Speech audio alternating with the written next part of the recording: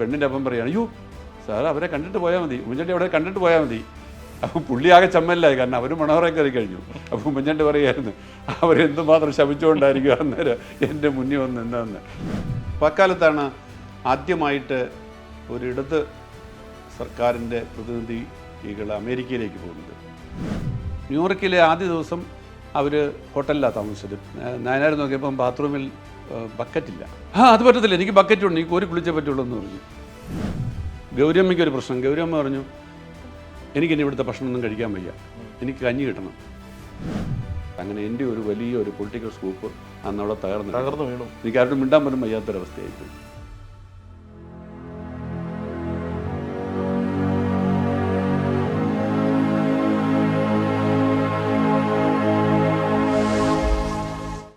കഴിഞ്ഞ എപ്പിസോഡിൽ ഞാൻ നിങ്ങളോട് പറഞ്ഞത് 1987 മലയാള മനോരമയുടെ തിരുവനന്തപുരം യൂണിറ്റ് തുടങ്ങിയ കാലത്താണ് ഞാൻ തിരുവനന്തപുരത്ത് എത്തിയതെന്നുള്ളതും അതിനുശേഷം നയനാർ സർക്കാരിൻ്റെ കാലത്ത് നടന്ന ചില സംഭവങ്ങളും അതിൻ്റെ റിപ്പോർട്ടിങ്ങിനെ കുറിച്ചുമൊക്കെയാണ്.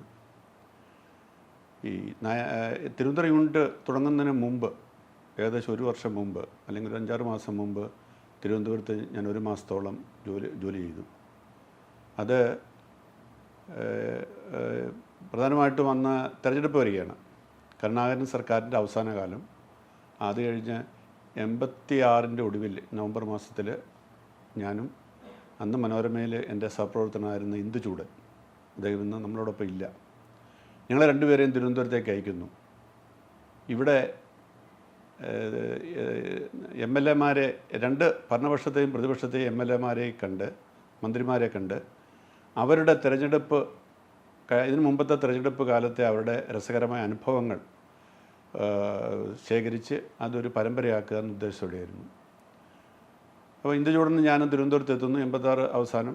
അപ്പോൾ തിരുവനന്തപുരത്ത് ഞങ്ങൾക്ക് വലിയ കോണ്ടാക്ട്സ് ഒന്നുമില്ല. പിന്നെ മനോരമ ഓഫീസ് അന്ന് നേരത്തെ ഞാൻ പറഞ്ഞതുപോലെ ശാന്തിനഗറിലാണ്. ശാന്തിനഗർ അന്നും തിരുവനന്തപുരം യൂണിറ്റ് തുടങ്ങിയിട്ടില്ല.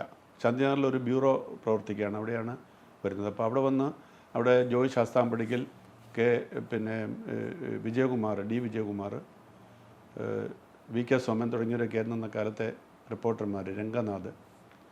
അപ്പോൾ ഞങ്ങൾ രണ്ടുപേരും വളരെ ജൂനിയേഴ്സായിട്ടുള്ള ഞങ്ങൾ രണ്ടുപേരും ഇവിടെ വരുന്നു. അവരുടെ സഹായത്തോടെ ചില മന്ത്രിമാരുമായിട്ട് അപ്പോയിൻമെൻ്റ് എടുക്കുന്നു.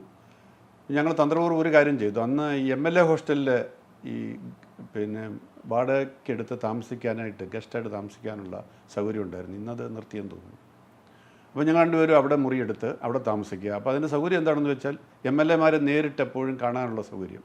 അപ്പോൾ അസംബ്ലി നടക്കുന്ന സമയമാണ്. അപ്പോൾ അസംബ്ലിയിൽ പോയി തിരികെ വന്നു കഴിഞ്ഞ് ഉച്ചയ്ക്ക് ശേഷം ഇവരൊക്കെ ഫ്രീ ആകുന്ന സമയത്ത് ഓരോരുത്തരെയും നേരിട്ട്, പ്രത്യേകിച്ച് അപ്പോയിൻമെൻ്റ് ഒന്നും ഇല്ലാതെ തന്നെ പോയി കാണാനും അവരോട് സംസാരിക്കാനൊക്കെ ഒരു അവസരം. അങ്ങനെ MLA ഹോസ്റ്റലിൽ ദീർഘകാലം വളരെ 1 മാസത്തോളം സംസാരിച്ച് പല MLA-മാരെയും അവിടെ വെച്ച് കാണാനും തിരഞ്ഞെടുപ്പുമായിട്ട് ബന്ധപ്പെട്ട അവരുടെ അനുഭവങ്ങളൊക്കെ എടുക്കാനും ഒക്കെ ഒരു അവസരമുണ്ടായി. എനിക്കൊന്ന് മനോരമ യൂണിറ്റ് തുടങ്ങുമ്പോൾ എന്നെ തിരുവനന്തപുരത്തേക്ക് അയക്കാനും, അങ്ങനെ അയക്കുന്നതിന് മുമ്പ് എനിക്ക് തിരുവനന്തപുരത്ത് ഒരു കോൺടാക്റ്റൊക്കെ ഉണ്ടാക്കാനും വേണ്ടി കൂടി ആയിരിക്കണം മാനേജ്മെൻറ്റ് അങ്ങനെ ഒരു തീരുമാനം എടുത്തത്. എന്തായാലും അതെനിക്ക് വളരെ പ്രയോജനപ്പെട്ടു. അപ്പോൾ അന്ന് എനിക്കന്ന് രാഷ്ട്രീയ നേതാക്കളുമായിട്ടൊന്നും വലിയ ബന്ധമൊന്നുമില്ലായിരുന്നു. പക്ഷേ ഇവിടെ വന്ന് പ്രധാനപ്പെട്ട നേതാക്കളെയെല്ലാം കണ്ടു. അപ്പം മനോരമയുടെ റിപ്പോർട്ടർ എന്ന നിലയിൽ ഞങ്ങൾക്കെല്ലാം UDF മന്ത്രിമാരും അവരൊക്കെ സമയമില്ലെങ്കിലും ഉണ്ടാക്കി എന്നെ കാണാനും, അല്ല ഞങ്ങൾ രണ്ടുപേരെയും മാറി ഞങ്ങൾ രണ്ടുപേരും 2ആയിട്ടാണ് പ്രവർത്തിക്കുന്നത്. ഞങ്ങൾ രണ്ടുപേരും ജോലി പങ്കുവെച്ച് ഓരോരുത്തരെയായിട്ട് കണ്ട് ഈ വിവരങ്ങൾ ശേഖരിക്കുകയായിരുന്നു. അപ്പോൾ രസകരമായ സംഭവങ്ങളുണ്ട്. തെരഞ്ഞെടുപ്പ് പ്രചാരണ കാലത്ത് ഓരോ MLA-മാർക്ക് പറ്റിയ അമളികൾ, തമാശകൾ, ഇതൊക്കെയായിരുന്നു അന്നത്തെ ഒരു വിഷയം. അപ്പോൾ ഈ തമാശ എന്താണെന്ന് വെച്ചാൽ, ഈ LDF-ൻ്റെ MLA-മാർ, പ്രത്യേകിച്ച് CPM-ൻ്റെ MLA-മാർ ഒന്നും പറയത്തില്ല. അവർ വളരെ സോപ്പിട്ടൊക്കെ സംസാരിച്ചിട്ട് അവർക്ക് ഒരു സംശയത്തോടെ കാണുന്നത്, മനോരമയുടെ ലേഖനം വന്നിരിക്കുന്നത് നമുക്ക് വല്ല പണിയും തരാനാണ്, അവിടുത്തെ ഇലക്ഷൻ വരുമ്പോഴത്തേക്ക് എന്തെങ്കിലും. എക്കാലത്തും ഇവർക്ക് ഈ ഒരു സംശയ മനോഭാവം ഉണ്ടായിരുന്നു. അതെന്നും ഉണ്ട്. മനോരമ എന്ന് പറയുന്നത് കൊണ്ടാണോ? മനോരമ ആയതുകൊണ്ട് തന്നെ. മനോരമ ആകുമ്പോൾ LDF-ന് അല്ലെങ്കിൽ CPM-നെതിരാണെന്നുള്ളൊരു ഫീലിംഗ് അവർക്കുള്ളത് കൊണ്ട് എനിക്ക് വാസ്തവത്തിൽ അങ്ങനെയൊന്നും ഇല്ലെങ്കിലും അന്ന് ഒട്ടുമില്ല. അവരുടെ മനസ്സിൽ അങ്ങനെയുണ്ട്. അപ്പോൾ പലരും ഞാൻ കാനൻ രാജേന്ദ്രൻ്റെ ഞാൻ താമസിക്കുന്ന തൊട്ടടുത്ത മുറിയിലാണ് താമസിച്ചിരുന്നത്. കാനൻ രാജേന്ദ്രൻ തൊട്ട് ഓപ്പോസിറ്റുള്ള മുറിയിലാണ് താമസിച്ചിരുന്നത്. അപ്പം കാനുമായിട്ട് എനിക്ക് നേരത്തെ പരിചയമുണ്ട്. കാരണം ഞാൻ കോട്ടയത്ത് ജോലി ചെയ്യുന്ന സമയത്ത് ഈ കാനത്തിന് ആരും അറിയാത്ത ഒരു പശ്ചാത്തലമുണ്ട്. കാരണം ഈ ക്ലാസിക് സിനിമകളെ ഇഷ്ടപ്പെടുകയും അത് വളരെയേറെ പിന്നെ ആളുകളെ പരിചയപ്പെടുത്തുകയും ചെയ്യുന്നതിൽ തൽപ്പരനായ ആൾ. അപ്പോൾ അന്നൊരു ഫിലിം ക്ലബ്ബ് ഉണ്ടായിരുന്നു കോട്ടയത്ത്. അത് കാനം ആയിരുന്നു അതിൻ്റെ സംഘാടകൻ. അപ്പോൾ കാനം വളരെ നല്ല സിനിമകൾ, അന്ന് പതർ പാഞ്ചാലി, പിന്നെ സത്യജിത്രയുടെ തന്നെ മിക്കവാറും എല്ലാ സിനിമകളും അന്ന് ഈ കാനത്തിൻ്റെ സിനിമാ ക്ലബ്ബ് പോയാണ് ഞാൻ കണ്ടിട്ടുള്ളത്. അതുപോലെ തന്നെ ലോകപ്രശസ്തമായ പല ബൈസൈക്കിൾ തീവ്സ്, ലാസ്ട്രാഡ തുടങ്ങിയ ഒത്തിരി സിനിമകൾ അന്ന് കാനമാണ് വാസ്തവത്തിൽ. കാരണം ഓരോ സിനിമയും the wages of the war എന്ന് ഓർക്കുന്നുണ്ട്. ആ സിനിമ അവതരിപ്പിക്കുന്നതിന് മുമ്പായിട്ട് കാനം രാജേന്ദ്രനെ കുറിച്ചാണ് ഈ പറയുന്നത്. അദ്ദേഹം ഒരു പ്രഭാഷണം അതിനെക്കുറിച്ച് നടത്തും. ഈ സിനിമയുടെ പ്രസക്തി എന്താണ്, പ്രാധാന്യം എന്താണ്, ഈ സംവിധായകൻ്റെ പശ്ചാത്തലം എന്താണ്. അങ്ങനെയുള്ള ഒരു കാനത്തെയാണ് എനിക്ക് ആദ്യം ഞാൻ പരിചയപ്പെടുന്നത്. പക്ഷേ അദ്ദേഹം മറുവശത്ത് രാഷ്ട്രീയക്കാരനായിരുന്നു, ട്രേഡ് യൂണിയൻ നേതാവൊക്കെ ആയിരുന്നു. അങ്ങനെ ഞാൻ തിരുവനന്തപുരത്ത് വരുന്ന സമയത്ത് കാനം എൻ്റെ തൊട്ടടുത്ത എൻ്റെ നേരെ എതിരെയുള്ള മുറിയിൽ. അന്ന് കാനവും ഇന്ന് മന്ത്രിയായിരിക്കുന്ന കെ കൃഷ്ണൻകുട്ടിയും, കാനം CPIയുടെ MLA, കൃഷ്ണൻകുട്ടി ജനതായുടെ MLA, രണ്ടുപേരുമായിരുന്നു അന്നത്തെ പിന്നെ MLA എന്നുള്ള നിലയിൽ. കരുണാകരൻ മന്ത്രിസഭയുടെ കാലമായിരുന്നു ആലോചിക്കണം. പ്രതിപക്ഷത്ത് നിന്ന് കരുണാകരനെതിരായിട്ട് ആഞ്ഞടിക്കുന്ന രണ്ട് പ്രമുഖ MLA ഇവർ രണ്ടുപേരുമായിരുന്നു. അപ്പോൾ ഞങ്ങൾ പകൽ സമയത്തൊക്കെ അസംബ്ലിയിൽ പോവും, അസംബ്ലിയിലെ സംഭവങ്ങളൊക്കെ കാണും, പ്രസ് ഗാലറിയിലിരുന്ന് അതൊക്കെ കണ്ടു കഴിഞ്ഞിട്ട് വൈകുന്നേരമാണ് ഈ MLA കാണുന്നത്. അപ്പം പിന്നെ കാനം ഒരു കാരണവശാലും ഞങ്ങളോട് അടുക്കത്തില്ല. അപ്പം ലോഹ്യമാണ്, സ്നേഹമാണ്, തമാശയൊക്കെ പറയും. പക്ഷേ അമളി അബദ്ധമൊക്കെ ഒത്തിരി ഉണ്ട്. പക്ഷെ അതൊന്നും വേണ്ട, കൊടുക്കണ്ട. അത് കൊടുത്താൽ അടുത്ത ഇനി മത്സരിക്കാൻ പോവില്ലേ, അതൊക്കെ ചിലപ്പം പ്രതിപക്ഷം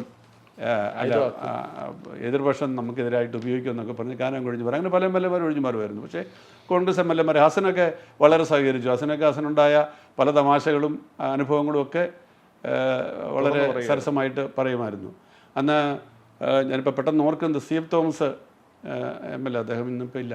അദ്ദേഹം പറഞ്ഞ ഒരു രസകരമായ സംഗതി, അദ്ദേഹം ഒരു പിന്നെ പ്രചാരണത്തിനിടയ്ക്ക് ഇങ്ങനെ പോകുന്ന വഴിക്ക് കൂടെ ഉണ്ടായിരുന്നവർ പറഞ്ഞു, സാറേ ഇവിടെ നമ്മുടെ ഒരു വോട്ടർ കിടപ്പുണ്ട്, അവിടെ വീട്ടിൽ 5-6 വോട്ടുകളുള്ളതാണ്, പുള്ളിക്കാരത്തേക്ക് പിന്നെ നമുക്കൊന്ന് കണ്ടുപോകാമെന്ന് പറഞ്ഞു.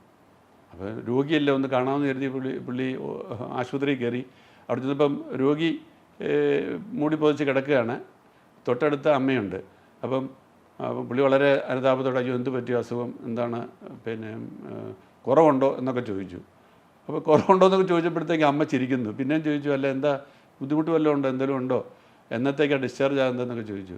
അപ്പോഴാണ് പറയുന്നത്, സാറേ പ്രഗ്നൻ്റ് ആണ്, ഡെലിവറിക്ക് കിടക്കുകയാണെന്ന്.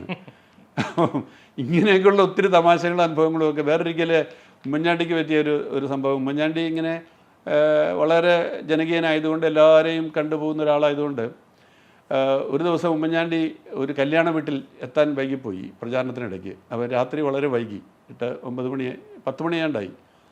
അപ്പോൾ അവർ പറഞ്ഞു ഇന്ന് തന്നെ പോകണം, ഇനി അല്ലെങ്കിൽ ഇങ്ങോട്ട് വരാൻ പറ്റത്തില്ല, വീട്ടിൽ ബന്ധുക്കളും എല്ലാം ആയിട്ട് 10-20 വോട്ടുള്ളതാണ്, നമുക്ക് അവിടെ പോയേ പറ്റുള്ളൂ എന്ന് പറഞ്ഞപ്പോൾ എന്നാൽ ശരി അവിടെ ചെന്ന് മാതാപിതാക്കളെ കാണാമെന്ന് കരുതി കഴിഞ്ഞപ്പോൾ എല്ലാവരും ഉറക്കമായി.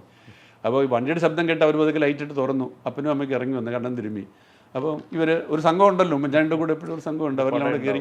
അപ്പോൾ കല്യാണത്തിനൊന്നും എത്താൻ പറ്റിയില്ല, സാരമില്ല, എന്നാലും വന്നല്ലോ സാറ് എന്നൊക്കെ പറഞ്ഞു. അപ്പം എന്നാൽ ശരി, വധുവരന്മാരെ എൻ്റെ ആശംസകൾ അറിയിക്കണം എന്ന് ഉമ്മൻചാണ്ടി പറഞ്ഞപ്പം പെണ്ണിൻ്റെ അപ്പം പറയുകയാണ്, അയ്യോ സാർ അവരെ കണ്ടിട്ട് പോയാൽ മതി, ഉമ്മൻചാണ്ടി അവിടെ കണ്ടിട്ട് പോയാൽ മതി. അപ്പം പുള്ളി ആകെ ചമ്മലായി, കാരണം അവർ മണവറെ കയറി കഴിഞ്ഞു. അയ്യോ ഒന്നും വേണ്ട അവരെ ഇപ്പോൾ വിളിക്കണ്ട, ഞാൻ പിന്നെ കണ്ടോളാം. അത് പറ്റത്തില്ല, ഇപ്പം തന്നെ സാറ് കണ്ടവരെ അനുഗ്രഹിക്കണം. പുള്ളി പോയി ഈ മണവരെ മുട്ടി അവരെ ഉണർത്തി അവരെ വിളിച്ചു കൊണ്ടുവന്ന് ഇവരുടെ മുന്നിൽ നിർത്തി അനുഗ്രഹം വാങ്ങിയിട്ടേ പുള്ളി അടങ്ങിയുള്ളൂ. അപ്പോൾ ഉമ്മൻചാണ്ടി പറയുമായിരുന്നു, അവരെന്തുമാത്രം ശപിച്ചുകൊണ്ടായിരിക്കും അന്നേരം എൻ്റെ മുന്നിൽ വന്ന് എന്താന്ന്. അപ്പോൾ ഇങ്ങനെയുള്ള രസകരമായ അനുഭവങ്ങളൊക്കെ അന്നൊരു പരമ്പരയായിട്ട് ഞങ്ങൾ പ്രസിദ്ധീകരിച്ചിരുന്നു. അപ്പോൾ അത് കഴിഞ്ഞിട്ടാണ് ഈ തെരഞ്ഞെടുപ്പ് വരുന്നു. അപ്പോൾ അത് ഞങ്ങൾ തിരിച്ചു പോയി. അതിനുശേഷം പുതിയ യൂണിറ്റ് തുടങ്ങാൻ വേണ്ടി വീണ്ടും 87 വരുന്നു. ആ യൂണിറ്റിൻ്റെ ഭാഗം ആ സമയത്ത് തന്നെ ആണ് യൂണിറ്റ് തുടങ്ങുന്ന ആ സമയത്ത് തന്നെയാണ് ഈ ഇലക്ഷൻ വരുന്നതും. എനിക്കൊന്ന് യൂണിറ്റ് തുടങ്ങുന്നതിന് തൊട്ട് മുമ്പ് തന്നെ ഇലക്ഷൻ വരികയും കരുണാകരൻ്റെ മന്ത്രിസഭ പരാജയപ്പെട്ട് രാജിവെക്കുകയും നായനാരുടെ നേതൃത്വത്തിൽ പുതിയ മന്ത്രിസഭ വരികയും ചെയ്തത്. അപ്പോൾ ഞാൻ ഓർക്കുന്നൊരു സംഭവം, ഈ ഇലക്ഷൻ ജയിച്ചു, LDF ജയിച്ചു, 87 സീറ്റ് മറ്റുമായിരുന്നു. അപ്പം കരുണാകരൻ തിരിച്ചു വരുമെന്നുള്ള പ്രതീക്ഷയിലായിരുന്നു എല്ലാവരും ഉണ്ടായിരുന്നു. പക്ഷേ തോൽവി ഏറ്റുവാങ്ങി കരുണാകരൻ പിൻവാങ്ങിയ സമയത്ത് എന്നോടൊന്ന് KR ചുമ്മാർ എന്നോട് പറഞ്ഞു, ചുമാർ സാറ് ആണ് ഞങ്ങളുടെ ചീഫ്. അപ്പോൾ അദ്ദേഹം ഞങ്ങൾ പറഞ്ഞു EMS നമ്മുടെ ഓഫീസിരിക്കുന്ന കോളനിയിൽ തന്നെയാണ്, പിന്നെ ശാന്തിനഗർ തന്നെയാണ് താമസിക്കുന്നത്. ജോൺ എന്നവിടെ പോയി അദ്ദേഹത്തിൻ്റെ പ്രതികരണം. അപ്പോൾ എനിക്കെന്നറിയത്തില്ല, ഈ CPM LDF ഒന്നും അങ്ങനെ പ്രതികരണം തരുന്നവരല്ല. അവർ പാർട്ടി ഔദ്യോഗികമായിട്ടുള്ള പ്രതികരണങ്ങളേ ഉള്ളൂ. പക്ഷേ പുള്ളി ഒരു ശ്രമം നടത്താൻ എന്നോട് പറഞ്ഞു. ഞാനവിടെ EMSനെ കാണാൻ വേണ്ടി പോകുന്നു. അപ്പം EMSൻ്റെ അവിടെ ഒരു മനുഷ്യരില്ല. ഈ UDF LDF ആയിട്ടുള്ള വ്യത്യാസം ഇതാണ്. UDF ആണെങ്കിൽ ഒരു ഇലക്ഷൻ ജയിച്ചാൽ അവിടെ പ്രവർത്തകരുടെ ആൾക്കൂട്ടമായിരിക്കും, ബഹളമായിരിക്കും. EMS ആണ് ഇതിൻ്റെ ഈ തെരഞ്ഞെടുപ്പിന് ചുക്കാൻ പിടിച്ച ആൾ. പക്ഷേ EMSൻ്റെ വീട്ടിലൊരു മനുഷ്യനില്ല, വളരെ കനത്ത നിശബ്ദത. ഞാനവിടെ പോയി പതുക്കെ കോളിംഗ് ബെൽ അമർത്തിയപ്പോഴത്തേക്ക് ആദ്യം പിന്നെ അന്തർജനം, പിന്നെ അദ്ദേഹത്തിൻ്റെ ഭാര്യയാണ് ഇറങ്ങി വന്നത്. അപ്പോൾ പറഞ്ഞ് EMനെ കാണാൻ വേണ്ടിയാവുന്നെന്ന് പറഞ്ഞു. ആ ഇരിക്കുക എന്ന് പറഞ്ഞിട്ട് അവർ പോയി. EMS പതുക്കെ ഒരു ലുങ്കിയും ബനിയനും കൊടുത്ത് ഇറങ്ങി വന്നു. എന്താ? ഞാൻ പറഞ്ഞു മനോരമ എന്നാ. എന്താ വേണ്ടേ? അല്ല, തെരഞ്ഞെടുപ്പിൽ നല്ല വിജയമൊക്കെ ഉണ്ടായല്ലോ, അതിനെക്കുറിച്ച് പ്രതികരണം. ഒന്നും പ്രതികരണമൊന്നുമില്ല. വളരെ കനത്ത ശബ്ദത്തിലാണ് പുള്ളി പറയുന്നത്. എനിക്ക് അദ്ദേഹത്തിന് അറിയത്തുമില്ല. വിജയത്തെക്കുറിച്ചും പ്രതികരിക്കാൻ തയ്യാറായിരുന്നില്ല. ഒന്നിനു പേര് പുള്ളി പ്രതികരിക്കത്തില്ല. അപ്പോൾ ഞാൻ പറഞ്ഞു അല്ല, പിന്നെ അപ്പോൾ എന്നിട്ട് അദ്ദേഹം പറഞ്ഞു നാളെ കമ്മിറ്റി കൂടുന്നുണ്ട്, സംസ്ഥാന കമ്മിറ്റി കൂടുന്നുണ്ട്, അത് കഴിയുമ്പോൾ നിങ്ങളെ അറിയിക്കും എല്ലാ വിവരങ്ങളും. അപ്പോൾ AK സെൻറ്ററിൽ ഞാൻ ചെല്ലുമ്പോൾ അവിടെ ഈ തിരക്കും ബഹളവും ഒന്നുമില്ല.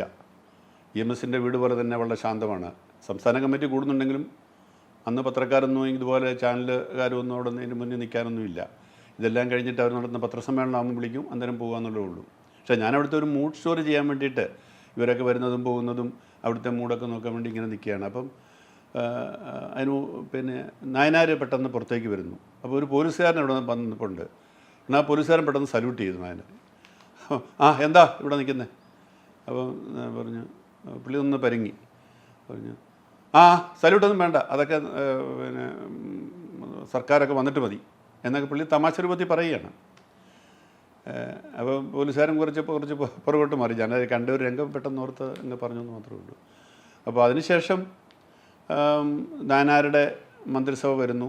നായനാരുടെ മന്ത്രിസഭയിൽ ഉണ്ടായ ചില അന്നത്തെ കാലത്തെ എനിക്കുണ്ടായ ചില അനുഭവങ്ങളും ചില റിപ്പോർട്ടുകളെക്കുറിച്ചൊക്കെ ഞാൻ നേരത്തെ പറഞ്ഞു കഴിഞ്ഞു. അപ്പോൾ അക്കാലത്താണ് ആദ്യമായിട്ട് ഒരിടത് സർക്കാരിൻ്റെ പ്രതിനിധികൾ അമേരിക്കയിലേക്ക് പോകുന്നത്. നായനാരുടെ നേതൃത്വത്തിൽ 3 മന്ത്രിമാർ അമേരിക്ക സന്ദർശിക്കുക. അപ്പോൾ ഒരു ബൂർഷ്വാ രാജ്യത്തിലേക്ക്, എക്കാലവും മാർക്സിസ്റ്റ് പാർട്ടി കമ്മ്യൂണിസ്റ്റ് പാർട്ടി വിമർശിച്ചിട്ടുള്ള ഒരു രാജ്യത്തേക്ക് ഒരു ദൗത്യവുമായിട്ട് നായനാരുടെ കൂടെ ഗൗരിയമ്മ, ബേബി ജോൺ, ഈ 3 പേര് പോവുകയാണ്. ലക്ഷ്യം അവിടെ നിന്ന് ഇൻവെസ്റ്റ്മെൻറ്റ് കൊണ്ടുവരിക. അപ്പം നായനാരും ഗൗരിയമ്മയും ബേബി ജോൺ ഉൾപ്പെട്ട സംഘം പോകുന്നതിന് മുമ്പായിട്ട് അവരൊരു സംയുക്ത പത്രസമ്മേളനം നടത്തി. ആ പത്രസമ്മേളനം റിപ്പോർട്ട് ചെയ്യാൻ വേണ്ടിയിട്ട് എന്നെയാണ് അയച്ചത്. അപ്പം ഞാൻ ആ പത്രസമ്മേളനം നടക്കുന്ന സമയത്ത് അവർ വിശദീകരിക്കുകയാണ്, ഇങ്ങനെ ഞങ്ങൾ അമേരിക്കയിലേക്ക് പോവുകയാണ്, അമേരിക്കയിലെ ഒട്ടേറെ മലയാളികൾ ഞങ്ങളെ ക്ഷണിച്ചിട്ടുണ്ട്. അപ്പോൾ അവിടെ പോകുന്ന കൂടെ തന്നെ പിന്നെ സിലിക്കൺ വാലി അവിടെയും പോകുന്നുണ്ട്. അവിടുത്തെ പല അമേരിക്കൻ സർക്കാരിൻ്റെ പല പദ്ധതികളും ഞങ്ങൾ നേരിട്ട് സന്ദർശിക്കുന്നതാണ് എന്നൊക്കെ പറഞ്ഞ് നായനാർ ആദ്യം ബ്രീഫ് ചെയ്തു. പിന്നെ ഗൗരിയമ്മ, ബേബി ജോണൊക്കെ ബ്രീഫ് ചെയ്ത് അതിനിടയ്ക്ക് ഒരു ചോദ്യം ഞാൻ ചോദിച്ചു. അവിടെ നിന്ന് കൊണ്ടുവരുന്ന പണം നിക്ഷേപം, അപ്പോൾ ഒരു കോർപ്പസ് ഫണ്ട് ഉണ്ടാക്കാനുള്ള ആലോചന ഉണ്ട് എന്നൊക്കെ പറയുന്നുണ്ട്. അപ്പോൾ ചോദിച്ചു ആ ഫണ്ട് ഉപയോഗിച്ച് ഇനി പൊതുമേഖലയിൽ എന്തെങ്കിലും സ്ഥാപനങ്ങൾ തുടങ്ങാൻ പദ്ധതി ഉണ്ടെന്ന് ചോദിച്ചു. അതൊന്നും ആലോചിച്ചിട്ടില്ല എന്ന് നായനാർ പറഞ്ഞു. ചർച്ച കഴിഞ്ഞ ഉടനെ ഗൗരിയമ്മ അതൊക്കെ എന്ന് വെച്ചു, ഇവിടെ ഒരാൾ ഒരു ചോദ്യം ചോദിച്ചല്ലോ, ആരാണത് ചോദിച്ചത്? ഇവിടെ ഞങ്ങൾ പൊതുമേഖലയിൽ എന്തോ സ്ഥാപനം കൊണ്ടുവരുന്നുണ്ടോ എന്ന്. അപ്പം ഞാൻ വിചാരിച്ചിട്ട് നമ്മളോട് എന്തോ തട്ടിക്കയറാൻ എന്തോ ദേഷ്യപ്പെടാൻ പോവുകയാണെന്ന് കരുതി. അപ്പം എല്ലാവരും പത്രക്കാരെല്ലാം നിന്നു. അപ്പോൾ ആരോ പറഞ്ഞത് ഈ നിൽക്കുന്ന ആളാന്ന് പറഞ്ഞു, എന്നെ ചൂണ്ടിക്കാണിച്ചു. പിന്നെ ഞാനിവിടെ എല്ലാവർക്കും ഒന്നും എന്നെ വലിയ പരിചയമൊന്നുമില്ല. അപ്പം ഗൗരിയമ്മ പറഞ്ഞു ഏത് പത്രമാണ്? അപ്പോൾ ഞാൻ പറഞ്ഞു മനോരമയാണ്. അത് നായനാരുടെ ഗൗരിയമ്മയുടെ മറുപടി ഇതാണ്, ഇനിയും ഇവിടെ അമേരിക്കയിൽ നിന്നുള്ള മലയാളികളുടെ രൂപ ഇവിടെ കൊണ്ടുവന്ന് പൊതുമേഖലയിൽ സ്ഥാപനം തുടങ്ങാൻ ഞങ്ങൾക്ക് എന്താ വട്ടുണ്ടോ എന്നാണ് ഗൗരമ്മ ചോദിച്ചത്. എല്ലാവരും ഞെട്ടിപ്പോയി. കാരണം പൊതുമേഖലയെക്കുറിച്ച് എപ്പോഴും ശക്തമായിട്ട് വാദിക്കുന്ന ഒരു സർക്കാർ, LDF സർക്കാരിൻ്റെ കാലത്ത് അതിൻ്റെ ഏറ്റവും വലിയ ഒരു നേതാവ് ചോദിക്കുകയാണ്. അന്ന് ഇൻഡസ്ട്രീസ് മിനിസ്റ്ററാണ്, വ്യവസായ മന്ത്രിയാണ് ഗൗരിയമ്മ. പൊതുമേഖലയിൽ ഒരു സ്ഥാപനം പൊതുജനങ്ങളുടെ പണം ഉപയോഗിച്ച് ഇനിയും തുടങ്ങാൻ ഞങ്ങൾക്ക് എന്താ വട്ടുണ്ടോ എന്ന് ഗൗരിയമ്മയെ ചോദിച്ചു. അന്ന് പിറ്റേ ദിവസം അത് പത്രങ്ങളിൽ, പ്രത്യേകിച്ച് മനോരമയിലൊക്കെ 1-ാം പേജിൽ അത് വാർത്തയായിരുന്നു. അപ്പോൾ അത് ആനുഷംഗമായിട്ട് ഞാൻ പറഞ്ഞതേ ഉള്ളൂ. അത് കഴിഞ്ഞ് ഇവരെല്ലാം കൂടി പിന്നെ അമേരിക്കയിൽ പോകുന്നു. എല്ലാവരും കോട്ടും സൂട്ടും ഒക്കെ ഇട്ട് ഗൗരിമ നല്ല സാരിയൊക്കെ കൊടുത്ത് പോകുന്ന ആ യാത്രയൊക്കെ വലിയ ഗംഭീരമായ യാത്രയായിപ്പായിരുന്നു ഇവിടുന്ന്. അപ്പോൾ ഇത് പാതി തമാശയായിട്ടും പാതി ഗൗരവത്തിലും ഒക്കെ ആയിട്ട് ഇങ്ങനെ ചാനലുകളൊന്നുമില്ല, പത്രങ്ങളിങ്ങനെ റിപ്പോർട്ട് ചെയ്യുന്നു. അത് കഴിഞ്ഞ് അമേരിക്കയിൽ പോയി രസകരമായ ഒന്ന് രണ്ട് കാര്യങ്ങൾ കൂടി അതുമായിട്ട് ബന്ധപ്പെട്ട് ഞാൻ പറയാം. ന്യൂയോർക്കിൽ ചെല്ലുന്നു. ന്യൂയോർക്കിലെ ആദ്യ ദിവസം അവർ ഹോട്ടലിലാണ് താമസിച്ചത്. പിന്നീടുള്ള ദിവസങ്ങളിലൊക്കെ അവർ വീടുകളിലായിരുന്നു. അപ്പോൾ ഹോട്ടലിൽ താമസിക്കാനായിട്ട് നായനാർ ചെന്നപ്പോൾ ഹോട്ടലിൽ എല്ലാം കഴിഞ്ഞ് രാത്രി വൈകുന്നേരം ആയപ്പം നായനാർ നോക്കിയപ്പം ബാത്റൂമിൽ ബക്കറ്റില്ല. നായനാരാകെ ശുഭദിനായി പുറത്തിറങ്ങിയെന്ന് വിജയരാഘവൻ ഉണ്ടായിരുന്നു അന്ന്. പിന്നീട് ടെക്നോ പാർക്കിൻ്റെ CEO ഒക്കെ ആയിട്ട് വിരമിച്ച വിജയരാഘവൻ അന്ന് ടെക്നോ പാർക്ക് വന്നിട്ടില്ല. വിജയരാഘവൻ ഇവരോടൊപ്പം ഉണ്ട്. വിജയരാഘവൻ എന്നെ വിളിച്ചിട്ട് ചോദിച്ചു, വിജയരാഘവ എവിടെയാണ് പിന്നെ ബക്കറ്റില്ലാതെ ഞാൻ എങ്ങനെ കുളിക്കുന്നത്, എങ്ങനെയാണ് ടോയ്ലറ്റിൽ പോകുന്നതൊക്കെ ചോദിച്ചു. വിജയരാഘവൻ പറഞ്ഞു, ഇവിടെ അമേരിക്കയിൽ ഹോട്ടലുകളിലൊന്നും ബക്കറ്റൊന്നും ഇല്ല, നമ്മൾ പിന്നെ അവിടെ ഒരു ബാത്ത് ടബ് ഉണ്ട്, അവിടെ നിന്നാണ് കുളിക്കുന്നത്, ടവലൊക്കെ ഉണ്ട്. അത് പറ്റത്തില്ല, എനിക്ക് ബക്കറ്റുണ്ട്, എനിക്ക് കോരി കുളിച്ചേ പറ്റുള്ളൂ എന്ന് പറഞ്ഞു. പിന്നെ എന്ത് ചെയ്യാനായിട്ട് രാത്രിയായി. പിന്നെ അവിടെ നിന്ന് അവരെല്ലാം കൂടെ കൂടി തപ്പി അവിടെ ഒരു ഇന്ത്യൻ സ്റ്റോറുണ്ട് ന്യൂയോർക്കിലെ. ഇന്ത്യൻ സ്റ്റോറിൽ പോയി അത് തുറന്ന് അന്ന് ഈ മലയാള അസോസിയേഷൻ്റെ ആൾക്കാരെല്ലാം ഉണ്ട്. ഈ മുഖ്യമന്ത്രിയും 2 പ്രധാനമന്ത്രിമാരും വരികയല്ലേ. അപ്പോൾ അതുകൊണ്ട് അവരെല്ലാം ഇങ്ങനെ കൂടെ നിൽപ്പുണ്ട്. അതുകൊണ്ട് ഇതിന് ഒന്നും വലിയ ബുദ്ധിമുട്ടത്തില്ല. പറഞ്ഞു ഇന്നടത്ത് ഒരു ഇന്ത്യൻ സ്റ്റോറുണ്ട്, അവിടെ ബക്കറ്റ് കാണുമെന്നൊക്കെ പറഞ്ഞ് ഇവിടെ പോയി രാത്രി ആ ബക്കറ്റ് മഗ്ഗും എടുത്ത് കൊണ്ടുവന്ന് കൊടുത്തിട്ടാണ് നായനാർ അന്ന് പിന്നെ ശാന്തനായത്. അപ്പം അത് കഴിഞ്ഞ് 2 ദിവസം കഴിഞ്ഞപ്പം ഗൗരിയമ്മയ്ക്കൊരു പ്രശ്നം. ഗൗരിയമ്മ പറഞ്ഞു, എനിക്കിനി ഇവിടുത്തെ ഭക്ഷണമൊന്നും കഴിക്കാൻ വയ്യ, എനിക്ക് കഞ്ഞി കിട്ടണം. അപ്പോൾ ആകെ കുഴപ്പമായി. അപ്പം വിജയരാഘവൻ എവിടെ നിന്നെങ്കിലും കഞ്ഞി കൊണ്ടു തരണം. അപ്പം പിന്നെ ഏതോ ഒരു വീട്ടിൽ മലയാളികളുടെ ഏതോ വീട്ടിൽ കഞ്ഞി വെച്ച് ചമ്മന്തിയും അത്യാവശ്യം അച്ചാറും ഒക്കെ ആയിട്ട് രാത്രി കൊണ്ട് കൊടുത്താവുന്ന കഴിച്ചു കഴിഞ്ഞപ്പോഴാണ് ഗൗരമ്മയ്ക്ക് ശ്വാസം നേരെ വീണത്. അപ്പോൾ അങ്ങനെയുള്ള രസകരമായി. പക്ഷെ അന്ന് ഒരു കാര്യം എടുത്തു പറയേണ്ടതുണ്ട്. സർക്കാർ ഖജനാവിൽ നിന്ന് 1 രൂപ പോലും മുടക്കാതെയാണ് അന്ന് ഈ മന്ത്രിമാർ ഉൾപ്പെട്ട സംഘം ഒന്ന് അമേരിക്ക സന്ദർശനം നടത്തിയത്. ഏകദേശം 2 ആഴ്ചയോളം അവർ അമേരിക്കയിൽ സന്ദർശനം നടത്തി. 4-5 സ്റ്റേറ്റുകളിൽ പോയി. പക്ഷേ ഇവിടുന്ന് പോയി ആ ചിലവൊക്കെ ആരാണ്? അത് അതിൻ്റെ ചിലവ് വഹിച്ചത് അമേരിക്കൻ മലയാളികൾ തന്നെയാണ്. ഒന്ന് അവർ ഹോട്ടലിലെ ചിലവ് അവർ തന്നെ ഹോട്ടൽ ബുക്ക് ചെയ്തു. ഇവിടുത്തെ മലയാളി അസോസിയേഷനൊക്കെയാണ് ചേർന്ന് ഹോട്ടൽ ബുക്ക് ചെയ്തു. അതിനുശേഷം പിന്നെ നായനാർ പറഞ്ഞു, ഇനി എനിക്ക് ഹോട്ടൽ വേണ്ട, എനിക്ക് വീടുകൾ മതി, കാരണം അവിടെ ആകുമ്പോൾ ബക്കറ്റും കാര്യങ്ങളൊക്കെ കിട്ടുമെന്നുള്ളത് എനിക്കറിയാം. അപ്പോൾ അങ്ങനെ പിന്നെ വീടുകളിലാണ് താമസിച്ചത്. അപ്പോൾ അങ്ങനെയും ചിലവൊന്നും വന്നില്ല. സിലിക്കൻ വാലിയിൽ പോയി. സിലിക്കൻ വാലിയിൽ അന്ന് പോയിട്ട് അവിടുത്തെ പിന്നെ ഈ സോഫ്റ്റ്വെയർ കമ്പനികളൊക്കെ സന്ദർശിച്ചു. അപ്പോൾ അതിൻ്റെ വലിയ സാധ്യതകളൊക്കെ നായനാർക്ക് കണ്ടപ്പോൾ നായനാർക്ക് ഒരു സന്തോഷമായി. നമുക്കിത് വേണം, നമുക്കിത് ഇവിടെ തുടങ്ങണം. അപ്പോൾ വിജയരാഘവനും അന്ന് അതിനുവേണ്ടിയുള്ള ശ്രമങ്ങളാണ്. ഇവിടെ വന്നിട്ട് ഒരു ടെക്നോ പാർക്ക് ഇവിടെ തുടങ്ങാനുള്ള ഒരുക്കം നടക്കുന്ന സമയമാണ്. അപ്പോൾ നായനാർക്കും ഗൗരമ്മയ്ക്കും ഒക്കെ അതൊരു താല്പര്യമായി. അങ്ങനെ തിരിച്ചു വന്നു കഴിഞ്ഞാണ് ഇന്ത്യയിലെ തന്നെ ആദ്യത്തെ ടെക്നോ പാർക്ക് കേരളത്തിൽ തുടങ്ങുന്നത്.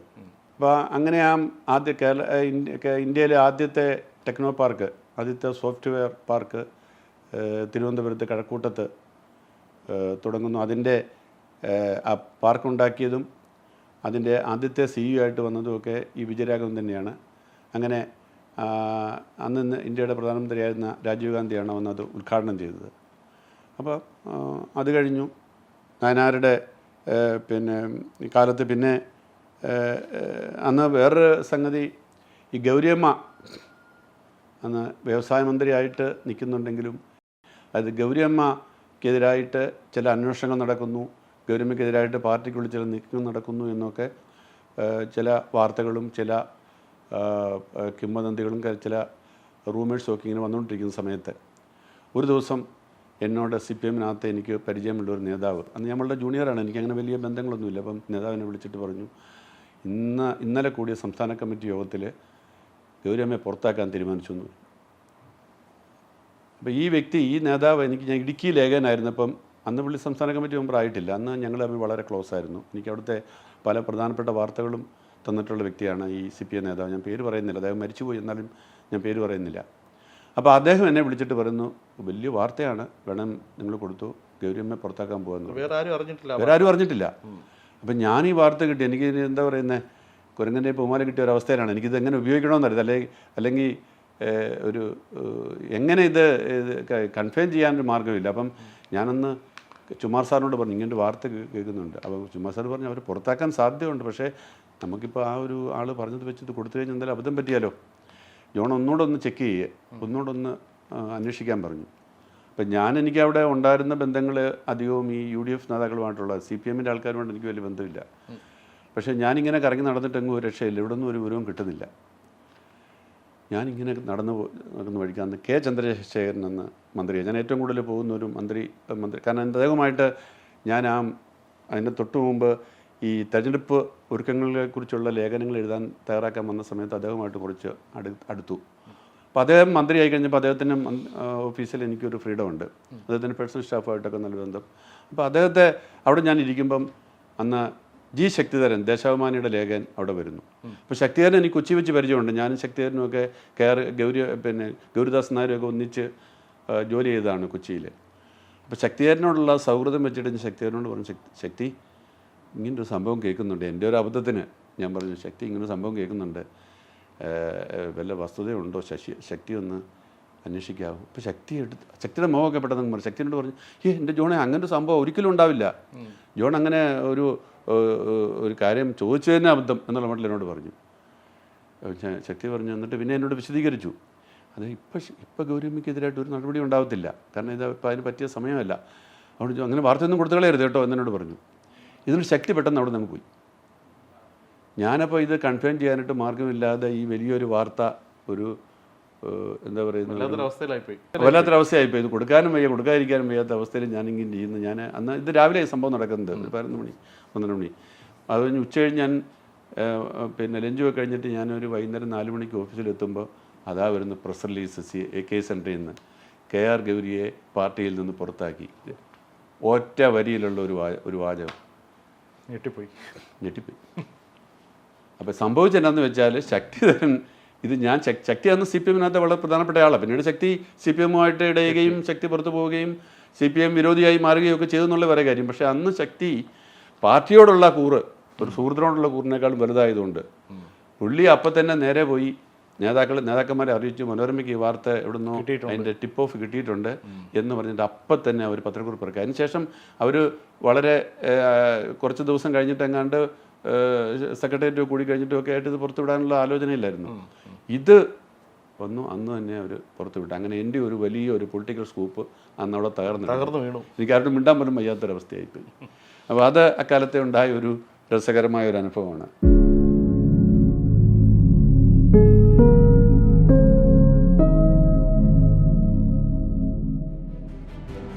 അത് സ്പിരിറ്റ് വന്നവരും അത് ആവശ്യമുള്ളവർ കൊണ്ടുവന്നോളൂ എന്ന് പറഞ്ഞു. ഈ ഒരു വാചകമാണ് എനിക്ക് കിട്ടിയ ഒരു തുമ്പ്. ഇപ്പോൾ സർക്കാർ തന്നെ സ്പിരിറ്റ് കള്ളക്കടത്തിന് ഒത്താശ ചെയ്തു കൊടുക്കുന്നു. ഈ സ്പിരിറ്റ് കള്ളക്കടത്ത് നടത്തുന്നതിലൊരു പ്രധാനി ആരാണെന്ന് ഞാൻ കണ്ടുപിടിച്ചു. അത്